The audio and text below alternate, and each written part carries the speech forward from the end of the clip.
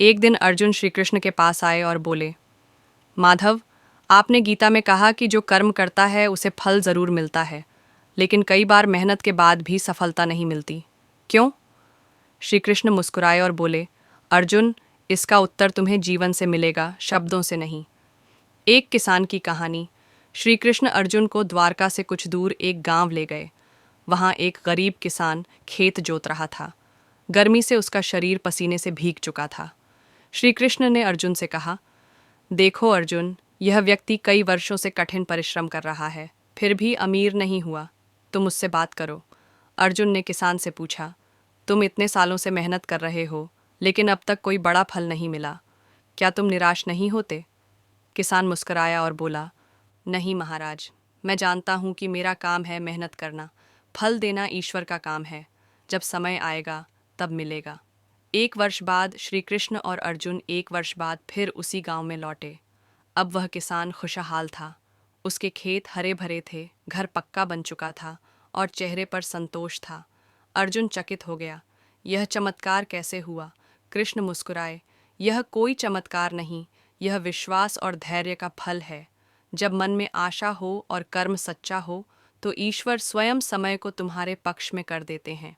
कृष्ण का संदेश। श्री कृष्ण अर्जुन से बोले, अर्जुन, जीवन में सबसे बड़ी परीक्षा तब होती है जब व्यक्ति मेहनत करता है लेकिन परिणाम नहीं आता। जो उस समय धैर्य रखता है वही असली विजेता होता है। याद रखो, कर्म करो लेकिन फल की चिंता मत करो। जैसे बीज बोने के बाद तुम हर दिन पेड़ नहीं देखते, वैसे ही मेहनत के फल भी समय लेकर आते हैं। कहानी की सीख, कर्म करते रहो, फल अवश्य मिलेगा। धैर्य और विश्वास ही असली शक्ति है। चाहे जैसी भी हो, हार मत मानो। ईश्वर देर करता है लेकिन अंधेर नहीं करता। श्री कृष्ण जीवन के हर मोड़ पर एक मार्गदर्शक। श्री कृष्ण का जीवन एक अद्भुत प्रेरणा है। चाहे वह बाल लीला हो, माखन चोरी, कालिया नाग का वध या फिर महाभारत का युद्ध, हर परिस्थिति में उन्होंने जो किया उसमें जीवन का कोई न कोई गहरा संदेश छिपा है। श्री कृष्ण हमें सिखाते हैं कि जीवन केवल कर्म का क्षेत्र है।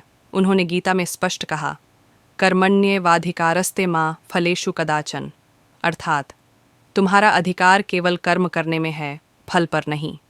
यह मंत्र आज के युग में भी उतना ही सार्थक है। डू, लक्ष्य पर अडिग रहना। अर्जुन को सिखाया ध्यान। जब अर्जुन ने युद्ध से पीछे हटना चाहा, तब श्री कृष्ण ने उन्हें याद दिलाया, तुम योद्धा हो, तुम्हारा धर्म है युद्ध करना, अन्याय के विरुद्ध खड़ा होना।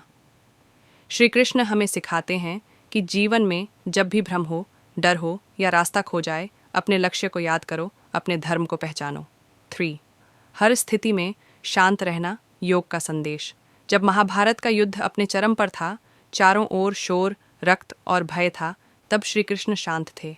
उन्होंने अर्जुन को सिखाया कि सफलता और असफलता, लाभ और हानि, इन सबको समान भाव से देखो, यही योग है। आज की भागती दुनिया में जहाँ हर कोई तनाव में है, श्री कृष्ण का यह योग का संदेश अत्यंत आवश्यक है। 4. चतुराई और विवेक का संतुलन। श्री कृष्ण केवल आध्यात्मिक नहीं थे, वे महान रणनीतिकार भी थे। उन्होंने युद्ध लड़ा नहीं, लेकिन पूरा युद्ध उनकी योजना पर टिका था। वे हमें सिखाते हैं कि केवल भावुक होना काफ़ी नहीं, विवेक और रणनीति भी ज़रूरी है। धर्म की रक्षा के लिए कभी कभी चतुराई ज़रूरी होती है। 5. सच्चा प्रेम। राधा कृष्ण का अमर संदेश। श्री कृष्ण और राधा का प्रेम सिर्फ रूहानी था, निस्वार्थ, बिना शर्त और समर्पण से भरा। वे हमें सिखाते हैं कि सच्चा प्रेम किसी से मांगता नहीं, केवल देता है। 6. श्री कृष्ण से सीख। आज के युवाओं के लिए 1. आत्मविश्वास रखो, जैसे कृष्ण ने गोवर्धन उठाया। 2. कर्म करते रहो, फल की चिंता मत करो। 3. धैर्य रखो, समस्याएं आएंगी लेकिन समाधान भी मिलेगा। 4. सही समय का इंतज़ार करो, जैसे उन्होंने महाभारत में किया। 5. सच्चाई का साथ दो, चाहे परिस्थिति कैसी भी हो। अंतिम संदेश। श्री कृष्ण की वाणी में शक्ति है साथियों। श्री कृष्ण कोई साधारण चरित्र नहीं, वे एक जीवित दर्शन हैं।